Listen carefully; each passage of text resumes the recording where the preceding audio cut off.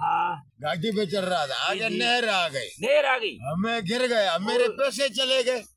पैसे चले गए, आप कैसे बच गए? सर मैं बच गया, अल्लाह का करम में मैं फिर भी बाहर खड़ा हूँ आपके सामने। पैसे निकल गए आपके? पैसे निकल गए, चला गया वहाँ। पैसा लुढ़िया, तू को न लुढ़े। नहीं वो पैसे चले गए, मैं बच गया सर।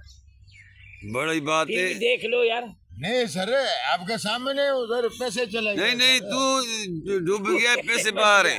पैसे चले गए सर। तू कैसे बच गया? नहर में गया। ये भाई कैसे बचा? नहर में बंदा गिरने वाला बचता थोड़ी है। अरे किसी ने निकाला होगा। नहीं सर ये बात करो फिर, तुम बात करने वाली कोई मानने वाली बात करो। फिर तो तू शहीद हो गया है। तेरे को ये पता नहीं किसने निकाला तेरे को।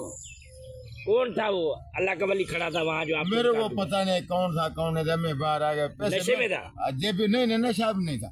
मैं ऐसे देखा, मैं मेरे पैसे नहीं, मैं तो बाहर खड़ा हूँ। मैं सेठ को बोला सर मैं नहर में गिरा था पैसे, उसने पैसे का मसला ने फिर और तेरी सलाम अजमत को